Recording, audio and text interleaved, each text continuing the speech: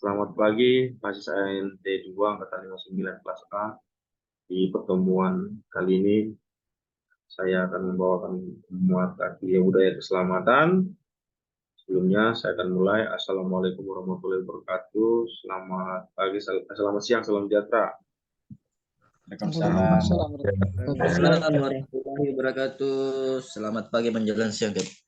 Oke, saya akan share screen. Ya, ini pertemuan kelima ya tentang budaya keselamatan. Ya, ini tentang radio communication dan safety navigasi yang kita tahu di mana para pasis di sini mungkin sudah familiar tentang communication, radio dan safety navigation karena sebagian besar pasti berlayar pastinya dan juga duty di atas bridge ya. Oke, sini ya sebelumnya itu radio komunikasi itu ya di sini akan menjelaskan saya tentang jenis keadaan darurat di kapal atau biasa di dalam kehidupan sehari-hari mungkin contingency plan atau emergency contingency plan ya. Ya di mana keadaan darurat kita tahu ada kebrukan, kebakaran, kebocoran, kandas, pencemaran, MOB, ya collision, fire, grounding, oil pollution, man overboard dan sebagainya ya. Ini prosedurnya ini kita kasih tahu setelah mengalami keadaan darurat maka kita akan melakukan prosedur emergency contingency plan di mana jika tidak terganggu kita akan meninggalkan kapal atau kita akan melaksanakan yang namanya abandon ship dan melaksanakan yang namanya latihan untuk menanggulangi ini ya, Bapak ya. Oke.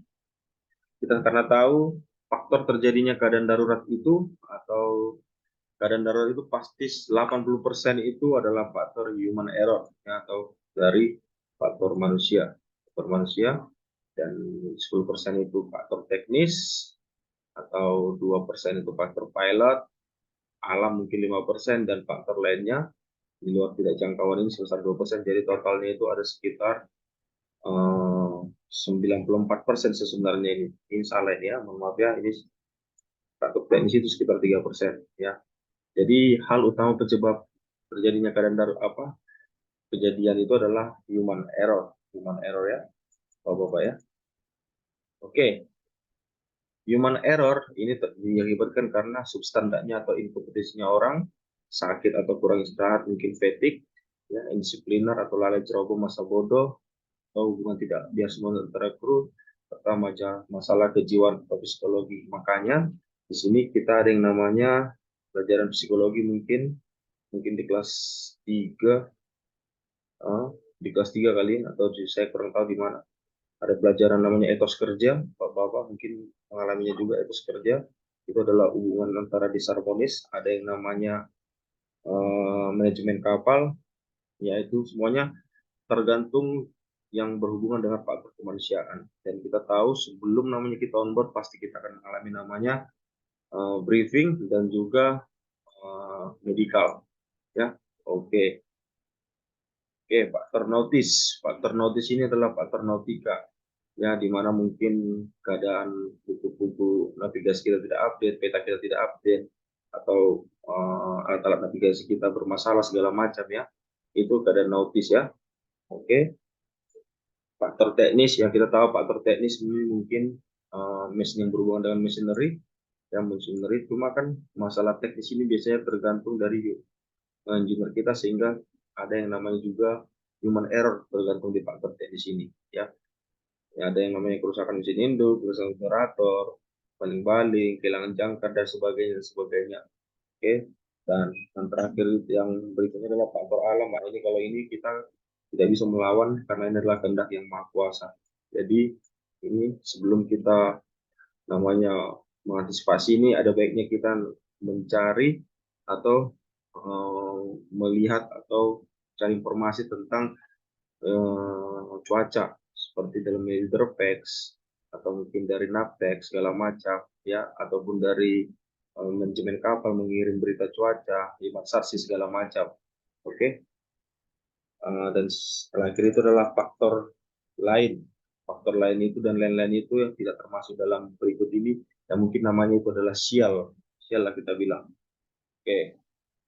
radio komunikasi. Radio komunikasi, ya, ini adalah persyaratan radio komunikasi di atas kapal 300 GT Asper Solas. Ya, Asper Solas di chapter 4. Chapter 4.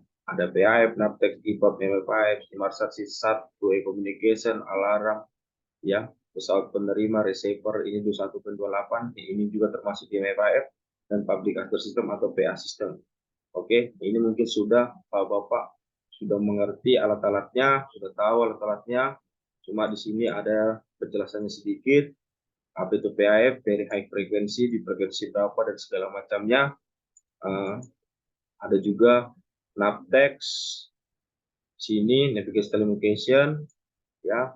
Ini cuma cara garis besar aja, yaitu untuk perhubungan satelit ke kapal dan juga ke port station atau radio terdekat, ya. Sama juga IPOP juga begitu, ya.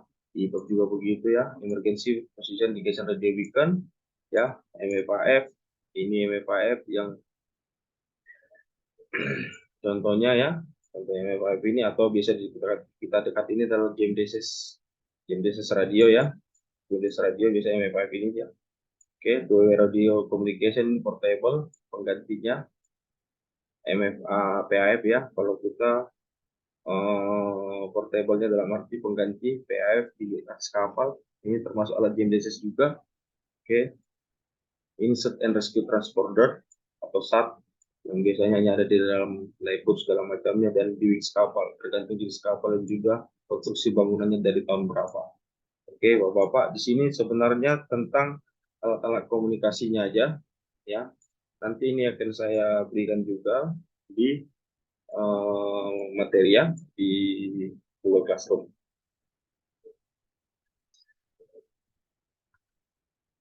Oke, untuk penjelasannya nanti kita akan bahas di pertemuan selanjutnya. Ya, pertemuan selanjutnya diharapkan nanti bisa dibaca-baca dulu sehingga kita ada komunikasi tindak lanjutnya. Oke.